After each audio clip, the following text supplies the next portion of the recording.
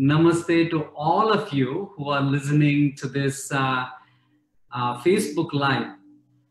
So we at Atreya Herbs and Atreya Ayurvedic Integrative Health Center want to welcome you to this live discussion that myself, Vaidya J. Parla, here, and my beloved student and also educator of Ayurveda, Portia Harris, we are going to have this discussion. We're going to involve people as well to see if you can give us some questions if the time permits.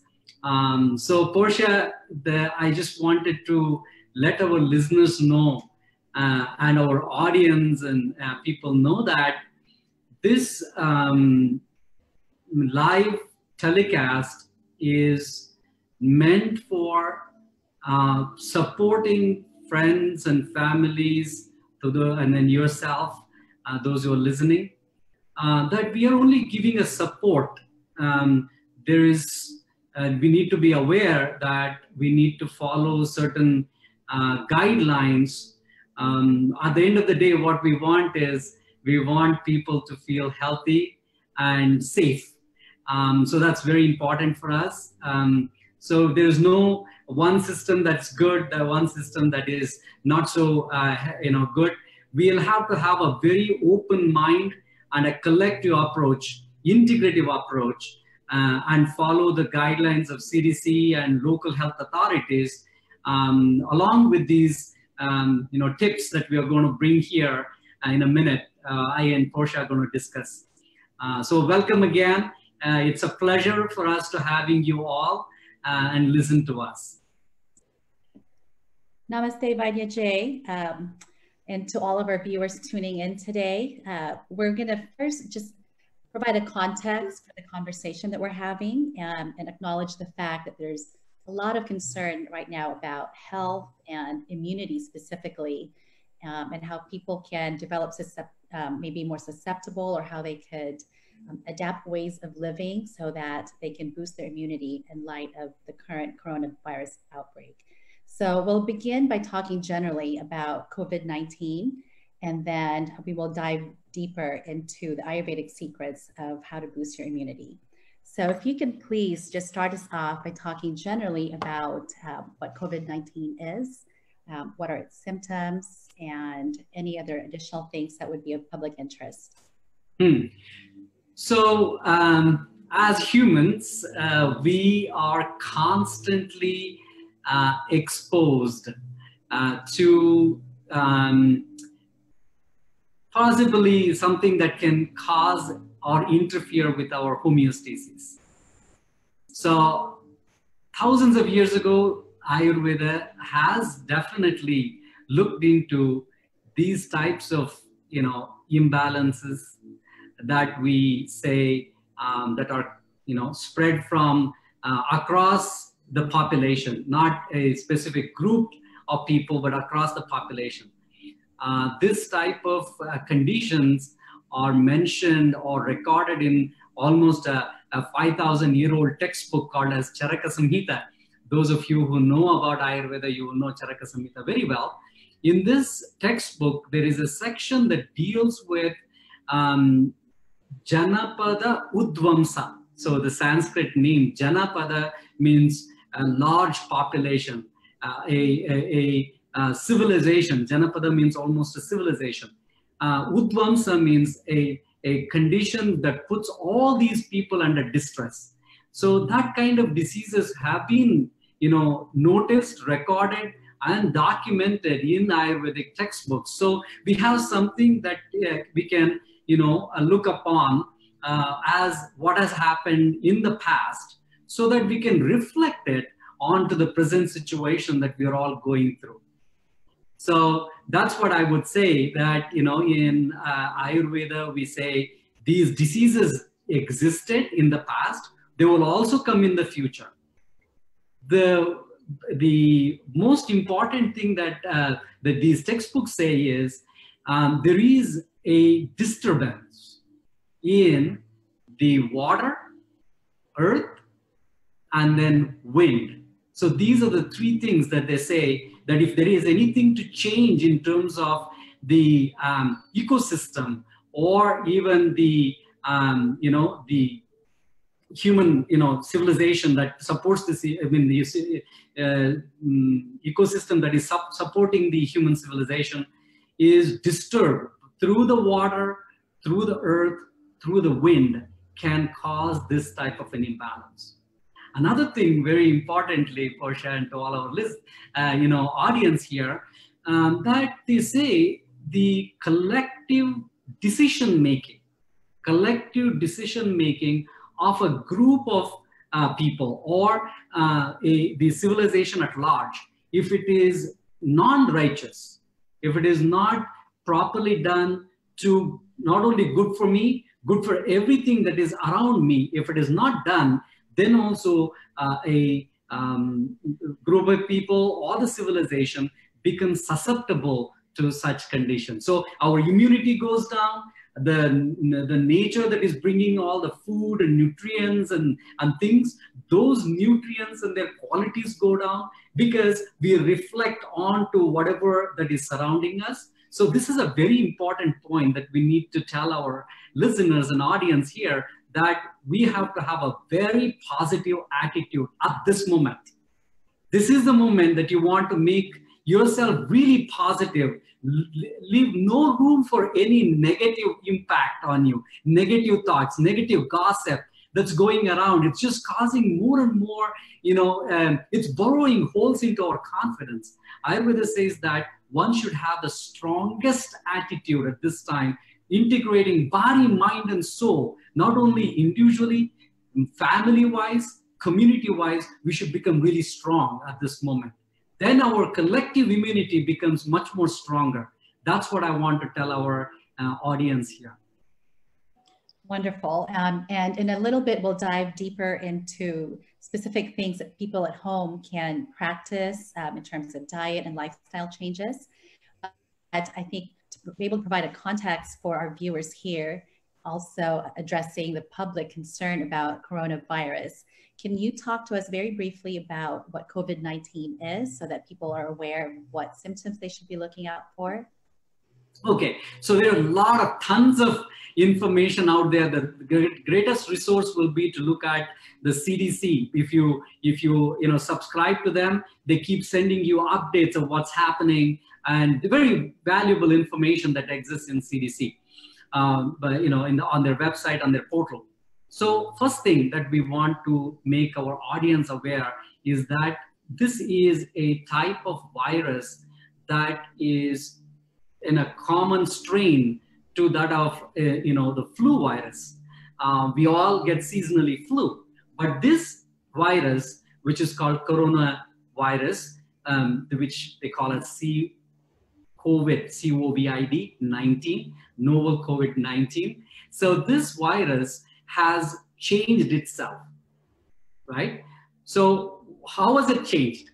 It has changed itself so that our immune system cannot recognize it. So every time we're exposed to so many viruses, so many bacteria through the food, through the air, through the water, but all that our immune system does is immediately recognizes it and then says, oh, this is something that's foreign, and then it'll destroy, right? But here, this transformed, the specific type of a strain of virus that we have is not only, it is masking or it is fooling the immune system in a way, but also it goes into the fastest spread. That is the strength of this, condition. It goes into the lungs, which in Ayurveda are considered to be the vital organs for breath. Of course, in any science, it's true, but it is vital breath. It supports the entire body. So this specific organism gets into the chest. How does it get into the chest? So we all know there have been a lot of videos and demonstrations about how it spreads. It is through a wet surface. It needs something wet. So far, all the studies show that the virus transmits through these small water droplets. When I say water droplets, that are like microscopic, very small water droplets that are spread through sneezing, coughing, or directly coming in contact with that, direct spread of some body fluids, like mostly coming from mouth, nose, and eyes. That's what we see, right? When it comes in, after it comes into the exposure, what Ayurveda says is this is very important. Ayurveda always insisted, not at the situation, when the situation of, like COVID-19 or any other viral infection, for that matter, swine flu, etc. in the past, it says that personal hygiene is very, very important to prevent the spread of this kind of a condition, right? That's what CDC is saying. We need to have highest, personal hygiene. What do? You wash your hands properly, right? So how do we wash our hands? Use soap and scrub it for a certain amount of time. Reach every crevice, every nail, space that is there. You wash it so that there is no room for any wet area where this virus can hide. And then after doing that, or you can use hand sanitizer. Any hand sanitizer is fine, or 70% alcohol that is over 70% can be used for washing. So this is all personal hygiene. Personal hygiene to a level where it comes in contact with either mouth or nose or eyes, right? So these are the areas that needs to be prevented. So people say that you should never touch anything if you're not cleaned your hands. If you're not cleaned your hands, then you don't touch anything on your face, on your mouth or nose, even the eyes. So it's very, very important. The personal hygiene is the first line of defense against the spread of this condition. In Ayurveda, we say even certain diseases, not this disease, there is an example of how these epidemic diseases spread. It is through clothing, through food sharing, water sharing. So all that you need to be very careful at this time, right? So personal hygiene is very, very important. And the social hygiene. So social hygiene is what we have already seen, the distancing. Like if somebody is not showing symptoms, 3 feet. If they are showing certain symptoms, I'll talk about the symptoms in a minute. So if they have certain symptoms, then 6 feet, because that's how it spreads. Because the water droplets that are very microscopic can reach up to 6 feet to a person to show up or spread up the infection. So what are the symptoms? You asked, Portia, what are the symptoms? The symptoms that we have are like, first is runny nose, sneezing, because it's the entry area, sore throat, because our immune system tries to stop them, try to recognize it, but it overpowers the immune system, right? So it comes into the nose, so the nasal, runs, nasal block or sneezing. Then if it is in the throat, sore throat is a very common thing. Then starts the coughing and fever, right? Headache. So these are, it looks like very common flu symptoms, but the strength of this condition or this organism is to attack the lung and cause shortness of breath by coughing and shortness of breath. So if anybody has these symptoms, as we all have been talking about, Portia, we want them to seek out medical help as earliest as possible, because that's the way that they can keep their lungs from, going into higher risk or into, susceptibility. So that's what I wanted to say to all of our audience. Got it. Thank you. What does the data currently tell us about who's at highest risk for getting this COVID-19 virus? So we have seen that the data, as you were mentioning, shows that people who are elderly, 70 and above, they get more susceptible to this condition. Because Ayurveda is aware that as we age, our immune system becomes weaker, right? So the immune system that is weak can be easily overpowered or overwhelmed by this condition. So Children are interestingly less susceptible. So anywhere between 40 and above, you can see the number of conditions. I mean, number of people getting infected by this disease is higher. So what Ayurveda has come up is, so they say that immune system needs to be built from middle age. It's amazing what Ayurvedic textbooks say. So one should start thinking about building their immunity madhye vayas, that means purva vayase madhyava, that means in the middle at 30-35 you should start planning to build your immune system, so that in the later part of your life you have a little stronger and more integrated immune system.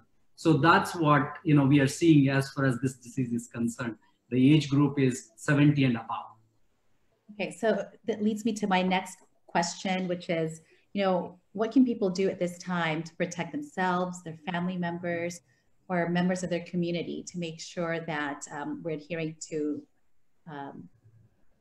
the guidelines currently set by World Health Organization, the CDC, to just make sure that we're ensuring public safety and public health? Yeah, definitely. There's no shortcut, Portia. That is, the epidemic diseases spread through contact. So there is some kind of a disparity between, our human, generations here. The younger people are feeling that they're not susceptible. The older people are feeling that they're more susceptible. So I think we have to come together as humanity to face this disease. Not that who is susceptible and who is not, who is carrier, who is not carrier.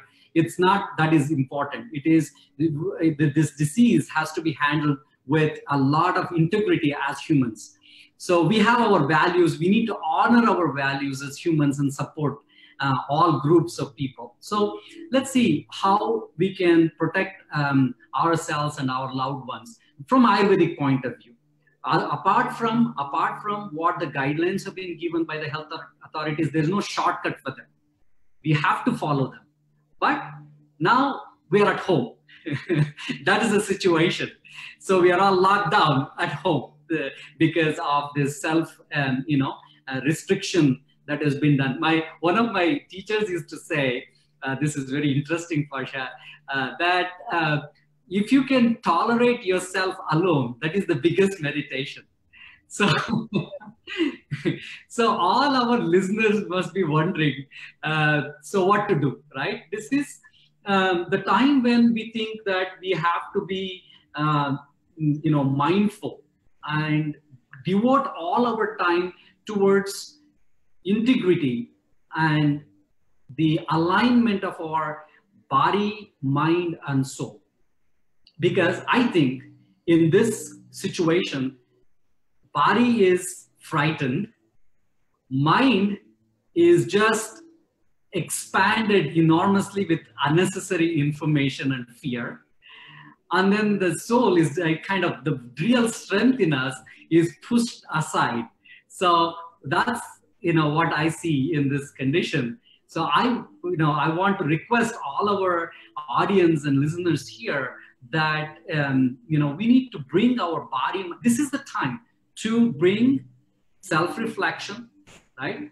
And have an ability to bring the mind in conjunction with our body and mind in conjunction or in alignment with our soul. So how would we do that?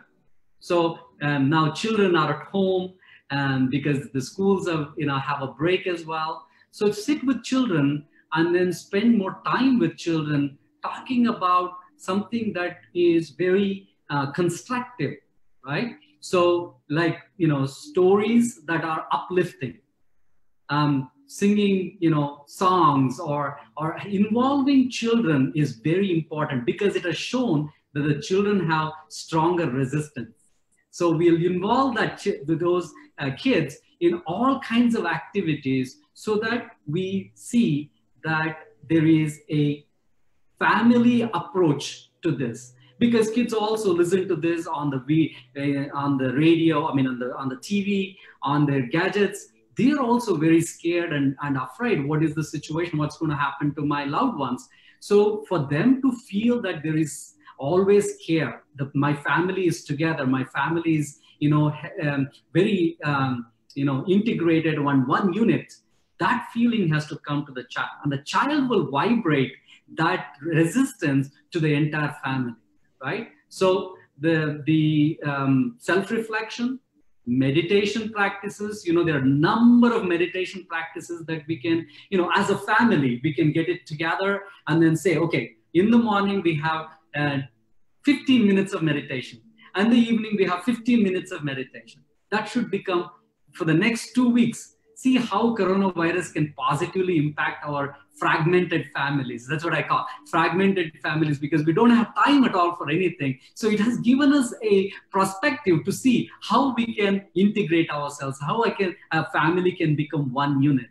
So doing that, sitting with meditation, or online, there are so many yoga classes. They're virtual yoga classes now. That's brilliant.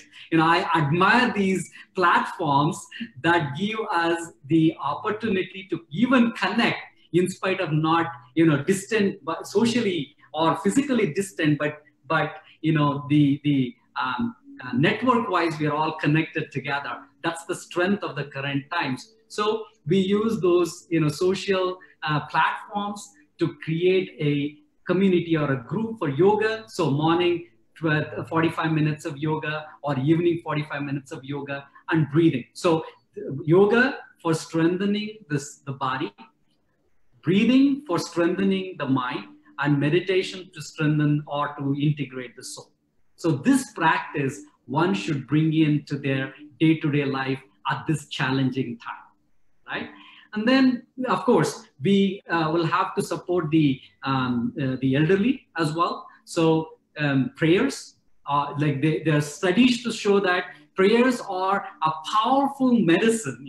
There are studies to show that. So we should always use some kind of a positive affirmation or prayer to send it out to heal the entire community and the earth in general. So that's what I would say that we should do as a population that we are facing this grim situation. Thank you. Now, you've touched on power of prayers and offering that, especially to the elderly who may be self-quarantined. Do you have any more practical insights in terms of how we protect those with existing medical conditions that might put them in the vulnerable or high-risk category? Correct. Yeah, so that is another important thing that we want to discuss. Who is vulnerable? They are people who have chronic conditions. Chronic conditions make body to have lower immunity.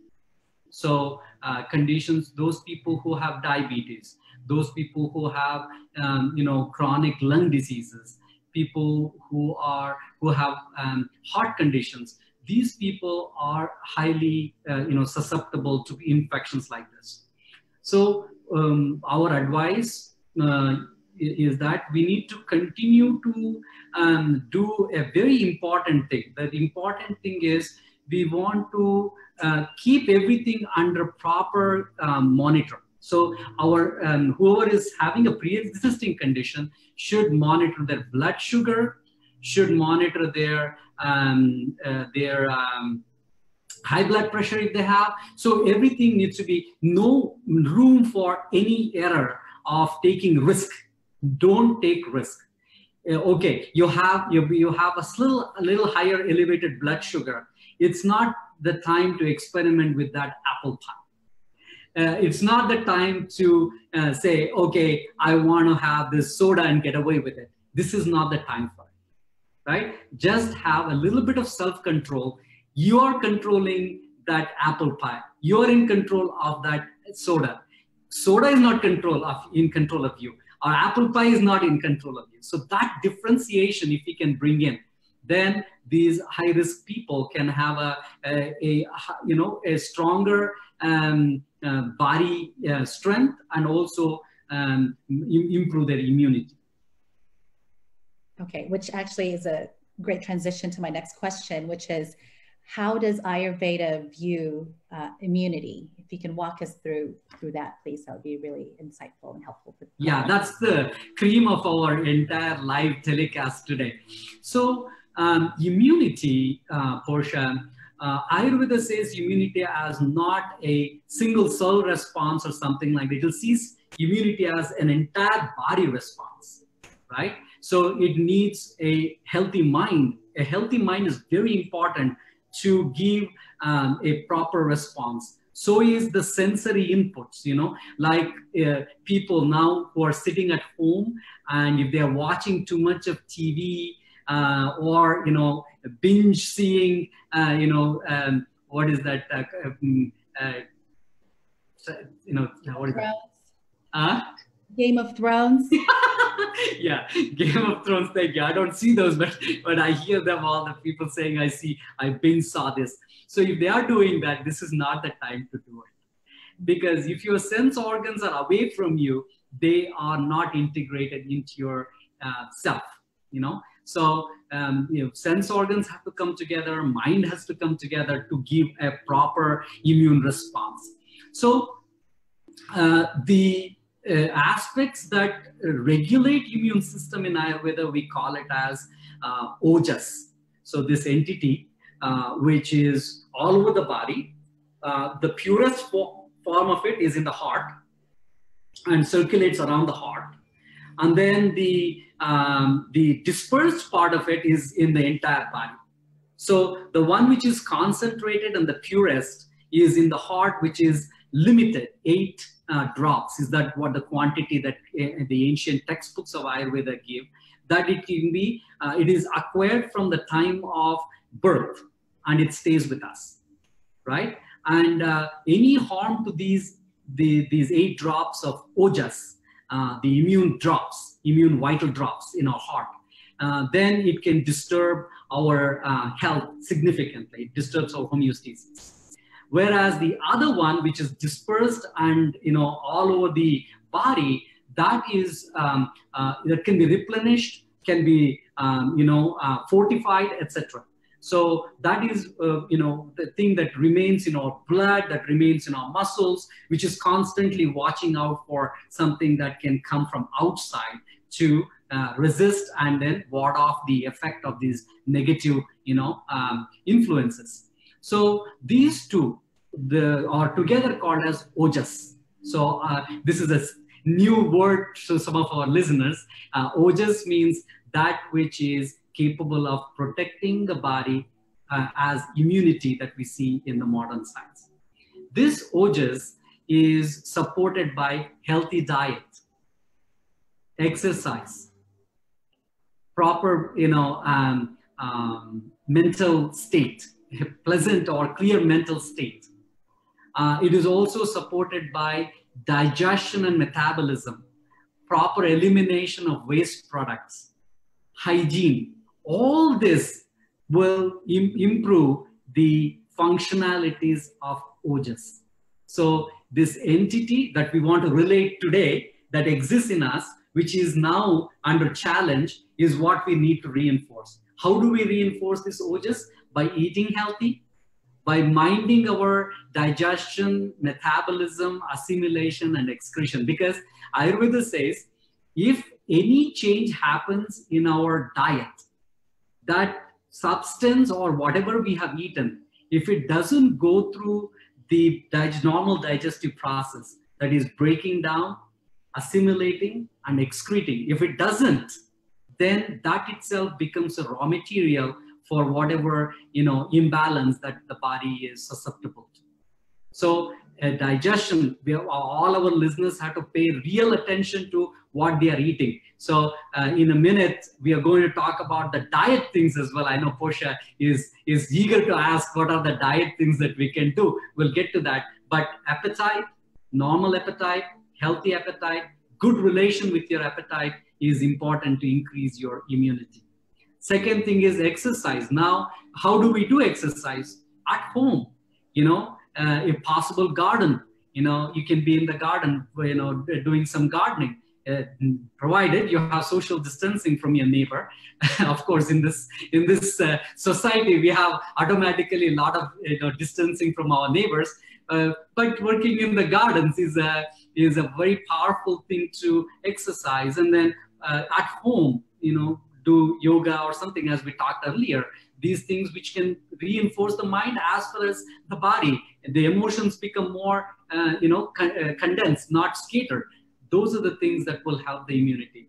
Third thing that is going to help with the immunity is proper elimination. So we need to make sure that we eliminate properly without holding back. So drinking hot water to eliminate, in Ayurveda we have what is called as Triphala, Triphala, Triphala.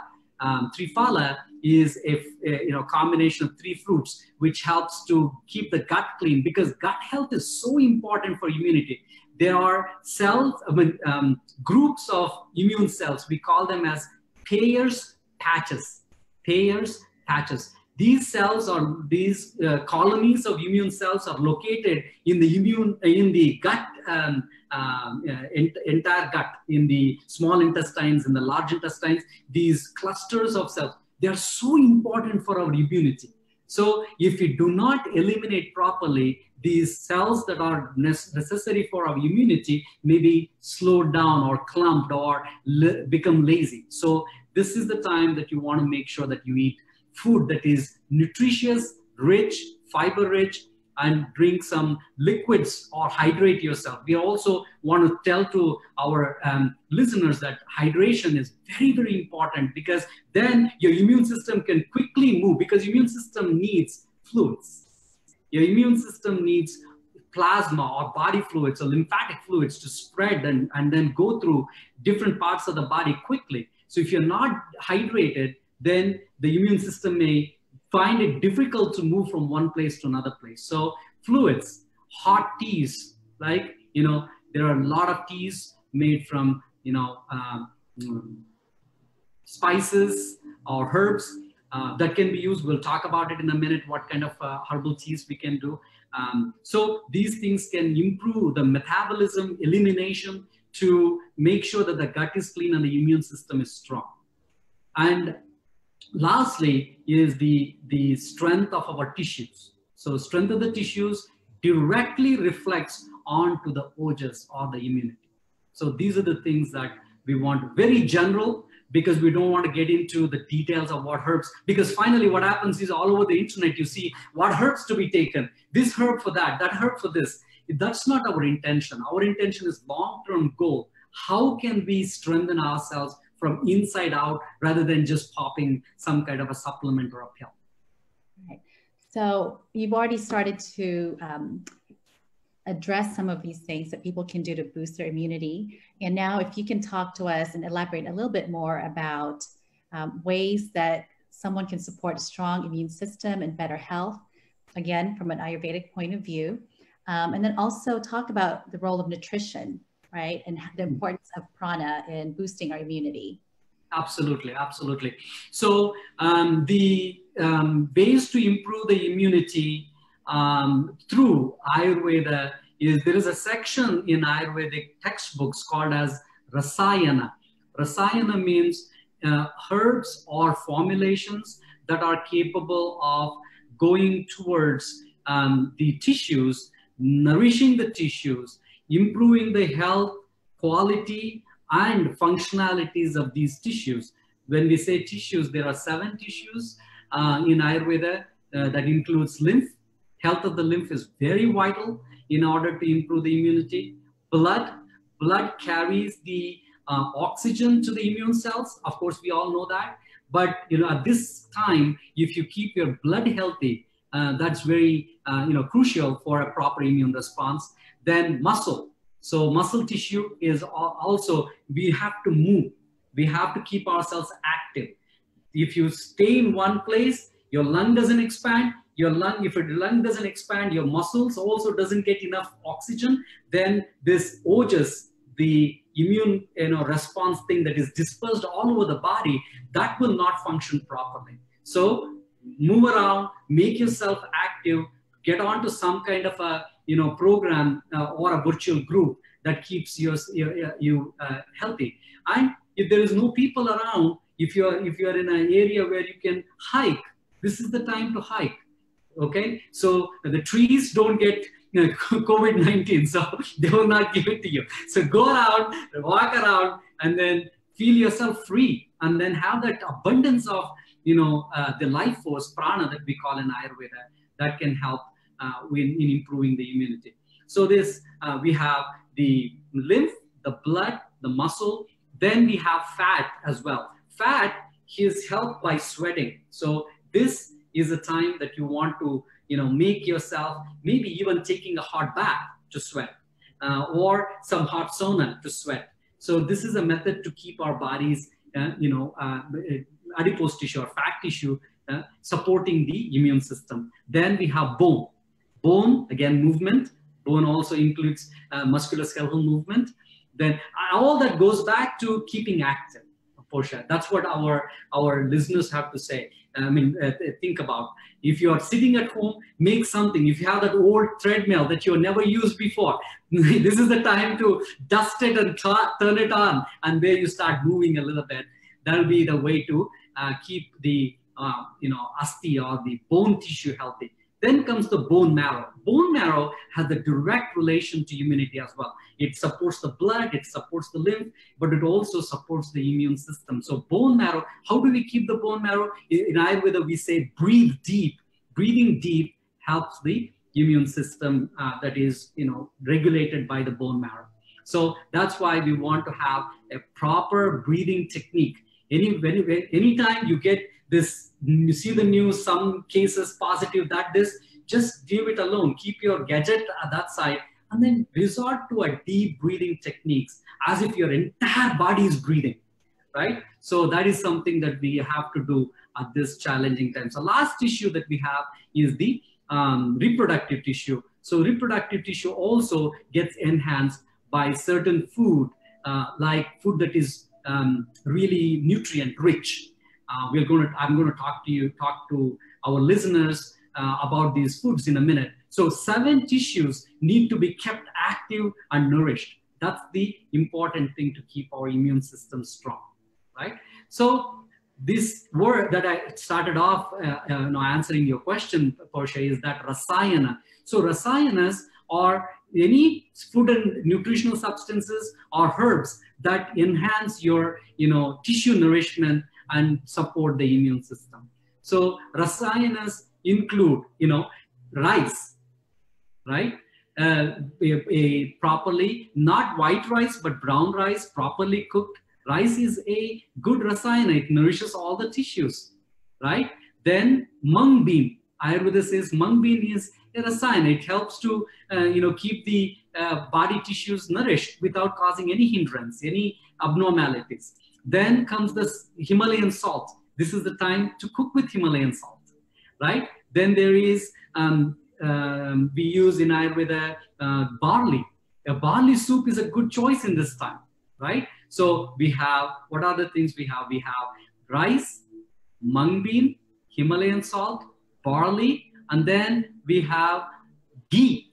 Ghee needs to be taken. So if you are eating something warm, add some ghee into it so that the body can get stronger metabolism and also absorb all the nutrients into the body. So ghee does that. And then the honey is another useful, rasayana, which is diet-based. So honey is definitely needs to be raw honey that is taken unpasteurized if possible. If children are younger, I would suggest to our audience and listeners not to give honey below the age of 1, but any child above the age of 1, when it is permissible to give them honey, give honey. So honey, then ghee and honey are the 2 substances one can take. And then Ayurveda says there is a fruit called amalaki fruit. Amalaki fruit is surprisingly, not to me, but for the modern community, it is one of the richest source of vitamin C that nature has ever created, right? So this amalaki fruit, if there is no amalaki, people may wonder, where could I get this amalaki fruit, right? So in place of amalaki fruit, you can do whatever is locally available, like you can do oranges that are in season now. They're almost coming to the end of the season. Oranges can be done. Then nectarines tangerines can be done. Lime and lemon, these all have vitamin C. These ancient Himalayan masters understood that fruits that have sour taste are good for the heart, and they enhance the primordial ojas or the immune system that we have in our heart. So sour taste with the fruit is very important. Pomegranate is another thing. Also, these ancient Himalayan masters thought they would make some elixirs that would nourish all the tissues and directly come towards ojas, and then give the ojas the ability to become stronger and then protect the body against the diseases. So these elixirs, one of them very famous is called Chavanaprash. Chavanaprash, there was a sage by name Chavan. It's a mouthful to say, but Chavan is the sage who took this jam or herbal paste, polyherbal paste that he ate, and then it made his body stronger and then look younger, or made his tissues become more younger. So this is a combination that Ayurveda has recommended for a long time as a daily thing, not when you have a condition, as a daily thing, which I said, your immune system should be, you should start toning your immune system at the age of 30 onwards, right? 30, 35 onwards, you start. So this is one among the things Ayurveda says we should take to consume on a daily basis. A tablespoon of this jam is wonderful. It has more than 40 ingredients in it. So you take that jam, it goes to multiple tissues, enhances the Agni, the metabolism, and then the tissues will become, there is levels of metabolism in Ayurveda. It is interesting. There is digestive health, that is metabolism happening here, but also metabolism that happens in the tissue level. So if you can improve the tissue metabolism, Ayurveda says that the immune system becomes stronger, right? Activity, and also taking these elixirs that are very important. So Amalaki fruit is one among them. And then people who are used to eating meat. So it says lean meat is something that people should eat to enhance the immune system. So you have some things that are very common: rice, mung bean, ghee, honey, and then barley. Anybody can get them. Besides, even Himalayan salt, you can get it from anywhere, right? So that is very, very important at this time. Now, when you make these things, everything should be consumed warm or hot. So I want to give some vegetable options now for our listeners. So we want to do all bulb families like onions, green onions, chives, shallots, leeks, garlic. These are very, very, very important. If for a joke, I can say Dracula doesn't come to you when you eat this. Somewhat like that. So you would keep things at bay when you eat them, because studies show that these have some stronger ability to ward off external influences. So that's, if you make a soup, let's say somebody's making a soup with rice and a little bit of vegetables. So vegetables can be, don't go for, like potatoes at this time, tomatoes at this time, which are, somewhat challenging for the immune system. Ayurveda says they tax the immune system. So go towards more like, sweet potatoes, yams, then, pumpkin, asparagus, carrots, green beans. These to be cooked. And then when you're cooking, season or cook with these, onion or bulb-based vegetables, like green onions can be sauteed and then put into, daikon radish and radish are also very helpful in this condition. So all these indirectly have a lot of strong pungent oils in them. The pungent oils, disperse everything. They make our not immune cells, but the regular cells, all body cells, their enzymatic actions will enhance, and then the immune system will work properly, right? This secret has been known to not only Ayurvedic medicine, but also Chinese medicine. If you go, pho, for example, the Vietnamese pho or Thai, curry, if you are eating those, ask them for extra amount of these green onions or chives or something like that.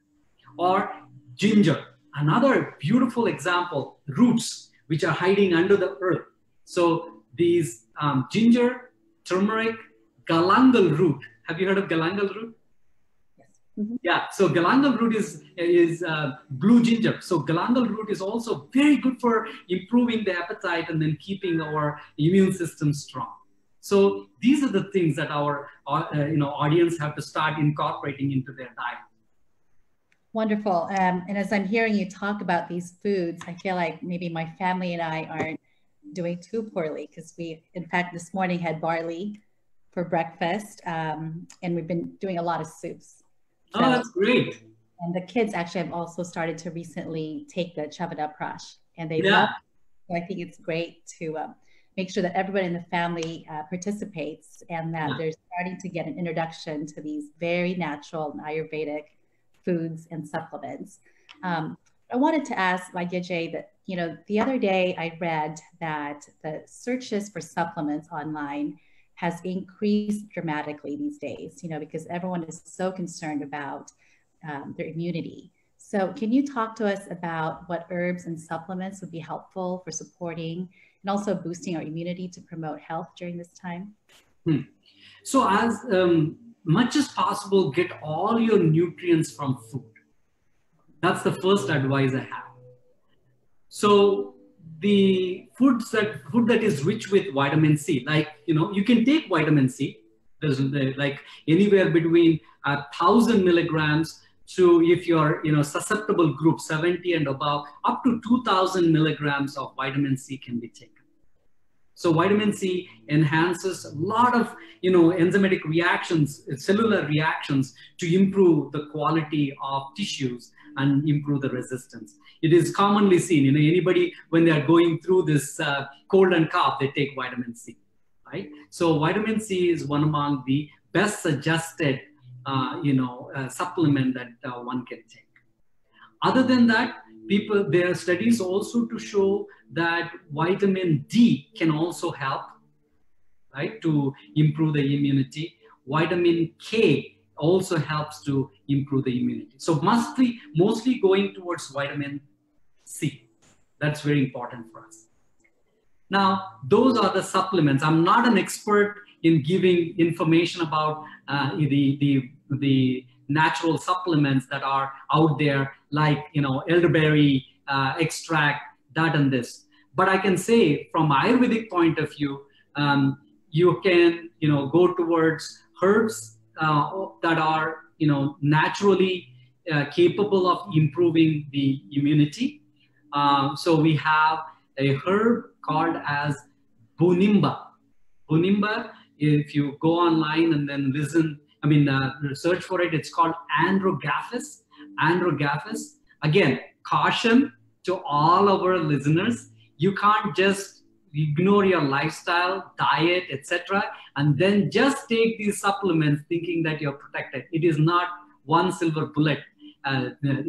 You need to do it as a collective approach, collective family approach, collective community approach. It cannot be one set, but you can take these just to boost a little more of your immunity. So the first one is the Androgaphis. It's called Bunimba, Bunimba.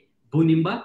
Bunimba is very, very bitter. So bitter principle, we don't eat a lot of bitter in our diet. So if it can be introduced through these herbs, that's why I took up this herb, the Bunimba. Bunimba is capable of enhancing liver health. It has shown ability to improve the immunity. It has a free radical scavenging abilities. Even Chyavanprash or the Amalaki that we talked about, the fruit, they also have free radical scavenging. That means if there are stress-ons to the cells, these free radicals that are circulating freely in the body, these will engulf them or nullify them, so that they don't disturb the body's cell integrity. So there's Bunimba, that is a good liver tonic, lymphatic stimulant, and also good for immunity. Then we have Amalaki that I already talked about. Turmeric. Turmeric is another excellent, incorporate turmeric in the food. High quality turmeric. If you make a soup, if you are making like a sweet, if you're making something that is made out of, let's say, seeds and nuts, you have some hemp seeds and pumpkin seeds and some honey, and then put some turmeric into it and cinnamon into it. In that way, you can naturally take it instead of higher concentrations of extracts and all that.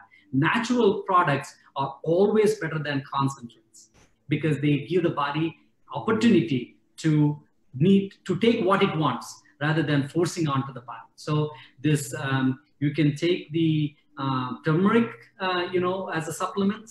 The herbal teas made from ginger, made from cumin, coriander, turmeric, cardamom. These are to be drunk during your meals so that you constantly stimulate your body's metabolism and in turn help the immunity to be very free and active inside the body. So we have bunimba, we have amalaki, and also herbs that are beneficial is guduchi. Guduchi, even if you go to Indian Ayurvedic Ayush, ministry that has given out some guidelines how to take care of the body to produce more stronger immune response. They have suggested that guduchi, Tinospora cardifolia, guduchi can be taken.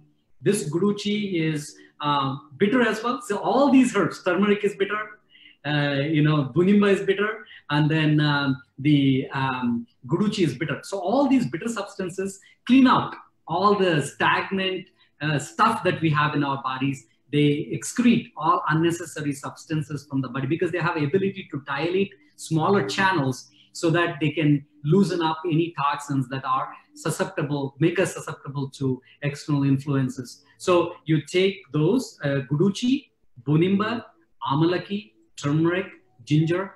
The best friend, I'm going to tell you one, the golden herb that cannot replace anything else is the fresh black pepper.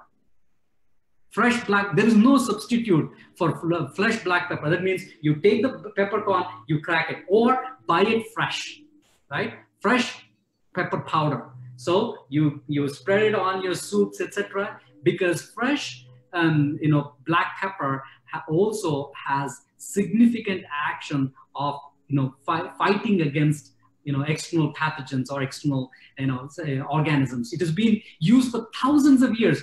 There was a time when black pepper was more expensive than gold because it was so valuable, because it protected people from any kind of susceptibility.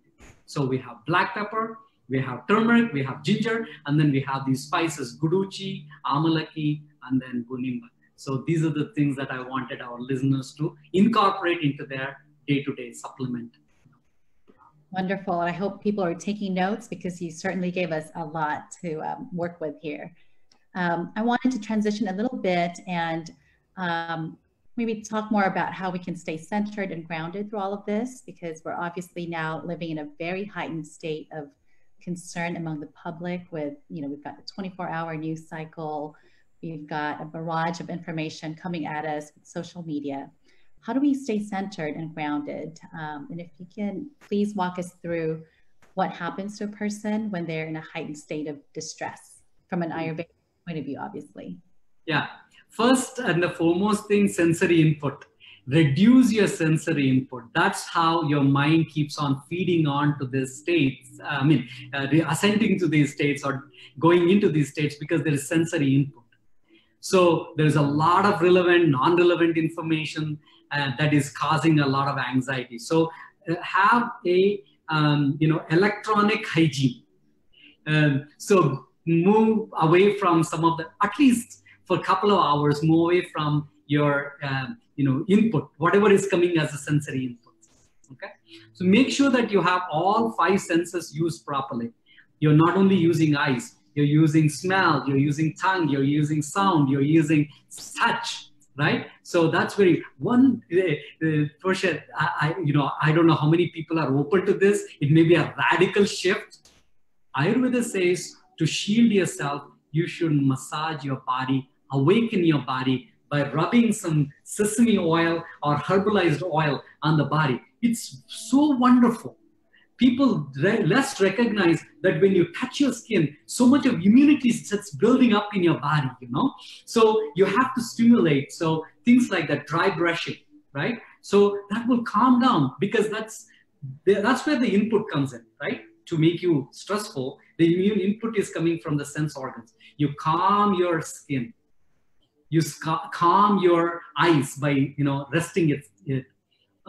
These things are very important. Sensory input needs to be controlled at this time, and unnecessary, you know,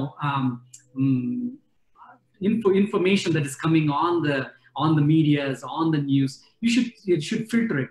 You can filter it because you have the control, right? Nobody has the control over that, what information you're getting, right? So get the relevant information, get the information from dependable source like CDC or health, you know, authorities that put out the information from time to time, rather than getting into, you know, unnecessary information. Second thing is, don't involve in gossip. So don't say that, oh, this people involved in that country is doing this. We are all one. We are all humans. We are all going through this distress at one time. A pain from, you know, pain of Europeans is not different from pain of Americans or Indians or Chinese. It's all one pain. We should, you know, definitely meditate upon this and then say, let everyone be free from this painfulness. Expand your presence to a greater, you know, extent by meditating on the cause, what you need to do as a individual in this case. So that, and then aromas, people can use aroma. Aroma is another wonderful thing to use. So you can use aromas on the body, like lavender sometimes, ylang-ylang oil, or even citrus, any kind of citrus oil like sweet lime. These oils can be used as a diffuser around the house. You can have that. Or sit with your family, do some art therapy, you know, sit with and then say, oh, I know how to draw. My grandma taught me how to draw this. And then you show that to your child. That itself is de-stressing, you know. How often do we have this opportunity to connect to every member of family? So this is the time when we bring every member of the family together to do some artwork or singing, something like that, as I said earlier, will be a great way to calm ourselves down. And, you know, herbal supplements are there, teas are there. Tulsi tea, one of them I want to give to our listeners. Tulsi tea is considered to be balancing the soul, mind, and body. That can be, you know, drunk all day long, 2 times, 3 times a day. That can be very helpful to calm down the mind. Then there's a herb called Gotukola, which is also called Brahmi in Ayurveda. Gotukola and Tulsi, or Brahmi and Tulsi, can be made together. One helps to reduce the distressful state of mind, so they can be combined together and then had as a tea. So we just get the powders, mix them in hot water, put some turmeric, and then drink it, so that you have a calming effect on the mind. So these are the things that we can do to go through this, you know, stressful state. Wonderful. And I think now that people are at home, there's definitely the time and the opportunity to start getting into these practices. Vaidya, you have already talked about yoga, meditation, and breath work. Is there anything else that you want to add in terms of specific practices that people should integrate into their lives? Yeah. So if somebody is, you know, can have learned Reiki, for example, they can do Reiki on themselves. It's just to make sure that you're secure. This is an affirmation that so-and-so is secure, so-and-so is guarded or shielded against this challenging, you know, times that we have. So you can do Reiki, you know, pranic healing, if somebody knows pranic healing. Crystals can be used in this time, because all of that is to help you to be present. Anything that you do is to make you present rather than be carried away with negative thoughts, negative influences. So all of these techniques that are out there, whichever is drawing you, whichever you feel, oh, that makes me feel good and makes me feel centered, those practices our listeners have to quest and then find out. Wonderful. I think that was the last of my questions, but I'm pretty sure that there are audience members who have specific questions, and I may need to ask for your help here because I believe I got logged out of Facebook Live. Okay, let me see if somebody can bring us these questions. Somebody can, you know, like picture them and then send it to us, because in this platform, you're not able to see the questions. If you are able to, either my helpers on this live video forecast, anybody who can take a picture and then send it to me or to Portia, like whatever, sections of it, just take a picture and then send it to us. We'll take a couple of questions, and then it's been almost an hour that we have gone into this discussion. So we'll take a couple of questions, and we will be on our Facebook platform. If you have questions which are relevant and not only just personal, but all for everybody's good, please ask such questions so that we can answer and get back to you. So let's see if we have any questions coming up from any of the listeners here. Actually, I'm starting to see this. So someone's asking, this is from Serena. She wants to know, Dr. J, do you recommend to take Septilin by Himalaya Herbs? Again, Septilin is a combination of several herbs together. It may be beneficial for improving the immunity, but it cannot be something that you have to think as a prevention or something like that, because still that, personal hygiene, social distancing, that's very, very important. Apart from that, if you want to take the Septilin, that's okay. Yeah. Okay. Let's see. Next question is from Margot. She wants to know what types of changing, or I believe it's chanting. So what types of chanting and prayer can we do during this time? Go with your belief. I want to be very general here because Ayurveda is a world system of healing. It's not belonging to any sect or any tribe or any religion. So I would say whatever you have learned and that has vibrated with you for a long time, you have to take up that type of a chanting, or you can listen to chanting as well. Sometimes, as general as Om. Om is a very general sound that vibrates from the navel, U from the chest, from the head and neck. So that vibration can balance you. Om is a chanting. And those who have learned some Sanskrit chanting, there is a chanting called Maha Mrityunjaya Mantra. We will type it out for you guys when the live telecast is done. We'll put it out there. The Dalai Lama has sung that. There are many spiritual teachers. Karunamai.org sells these chanting. It can be kept as a chanting that just asks for general healing or entire body healing and healing to the entire universe. Like that type of chanting will be very helpful. And that is actually my kids' favorite chant. So yeah. Loop before they go to sleep, and then it eases them into a nice restful sleep. So yes, absolutely. They say that in Vedic system, they say that it is the most healing mantra that is put by these ancient Himalayan masters. Another question for you is, this is from Laura. Can we do nausea every day, even when it's raining outside? So there are some, not confirmed studies that if you keep your nasal passages anointed or moisturized, there's chances of this condition not spreading. There is no proof for this. Nasya in Ayurveda, or the nasal drops, are used as a daily routine. So as a daily routine, you can definitely do it. It is good for head and neck region. I'm not sure whether you can use this to prevent something entering into your, and you still have to keep the distance from somebody who's affected. But this will moisten the nasal passages, and it can be beneficial to use. So there is Anutailam drops. That's what Ayurveda says. Anutailam, the drops that are used in the nasal, so that can lubricate the nasal passages and then prevent entry of dust or anything that's going into the respiratory system. Great, thank you. Are there any other questions from audience right now? I think we've gone, it's about 3:09. So we take another 6 minutes, 3:15, we are logging off. So hurry up and get our questions. No they're on it. So this question is from Dylan. Dylan wants to know, how do you feel about Chyawanprash for someone with autoimmunity? And would it be too stimulating, or does it have a combo, one moment, of modulating herbs? It's a combination of modulating herbs.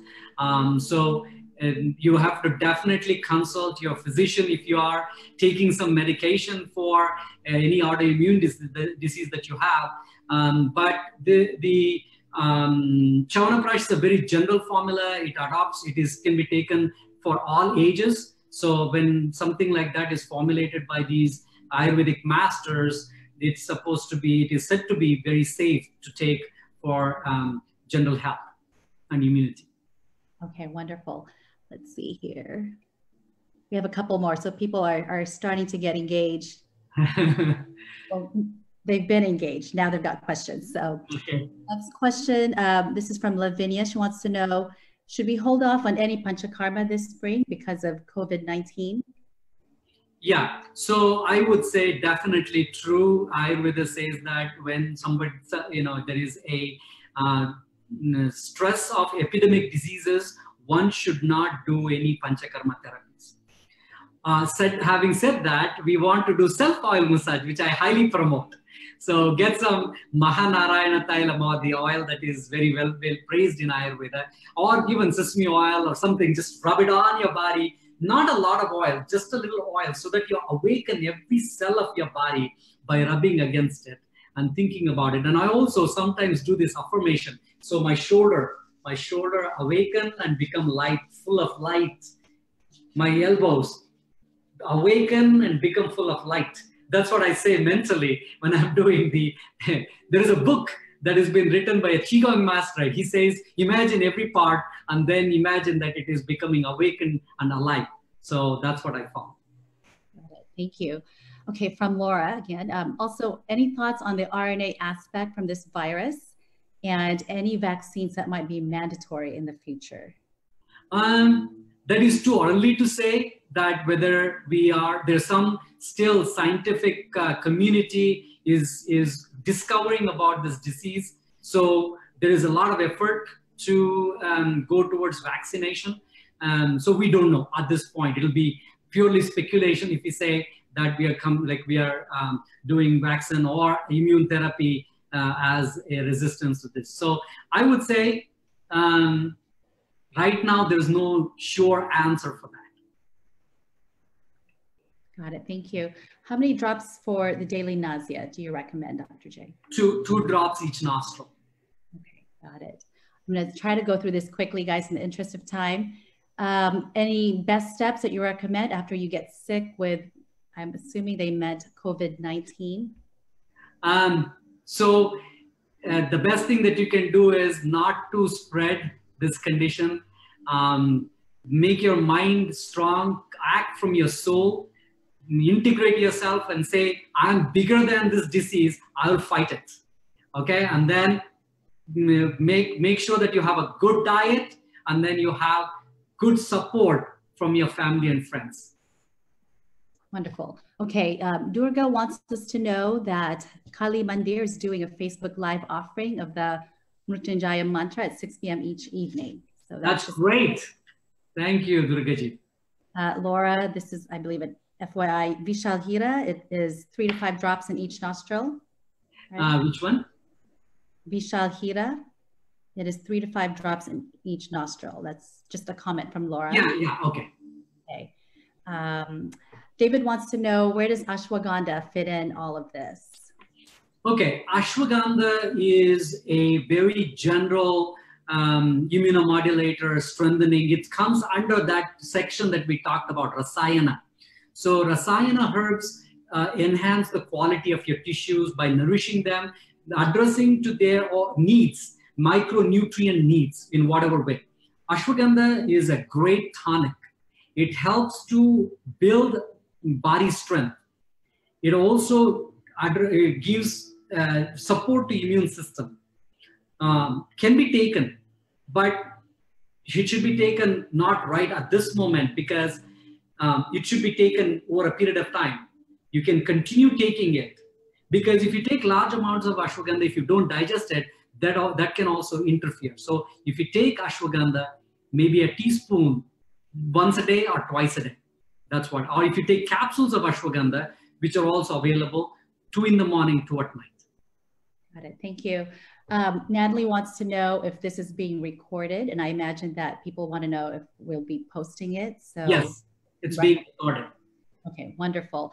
I'm being mindful of time because I know Vaidya Jay is super busy. How much more do we want to take questions at this point? We have 1 more minute. 1 more minute. Okay, so Sleepy Willow wants to know, is Dashamula tea something that we can drink to prevent, I'm assuming, COVID-19? We are getting into now completely Ayurvedic hardcore treatment, medicine. No, it can be. No, my answer is this: Dashamulas are 10 roots that are said to have multi-dimensional action on the body. By the way, Chyawanprash has Dashamulas in it. It is concocted. Amalaki fruit is concocted in Dashamula tea. Anyway, so Dashamula can be taken. It is good for strengthening the lungs. It is good for moving the body fluids. It is also in Ayurveda researched for lung illnesses, like it may be chest congestion or even like regular cough and cold. So the Ayurveda has recommended in the classical textbook, we see that Dashamula is good for improving chest health and lung health. Wonderful. I believe that's all the time that we have today. Thank you all for tuning in to this wonderful Facebook Live discussions, and shoot an email or write a post over here, send messages to Vaidya Jay to see if there's any interest in possibly future discussions. Yeah, I would love to be called as Vaidya Jay, by the way. My listeners, whoever is accustomed to me calling Vaidya Jay, I will be very, very pleased, because I like that, because it's the true name that Ayurveda gives for an Ayurvedic practitioner. Thank you very much, Portia. I really appreciate you coming in and taking the interest in conducting what our community is looking for, and also your valuable questions that we have. And I also want to thank our technical team here that has put together this wonderful live telecast. We had to go through a little bit of training in the beginning to do this, but now we have got it. We can do it more often. So, I wish at this time that we all should be safe, healthy, and strong, and should not give up our confidence and strength, inner strength. And COVID virus is very, very small compared to our strength that we have as humans. So be strong, be positive, and be courageous. Namaste. Namaste.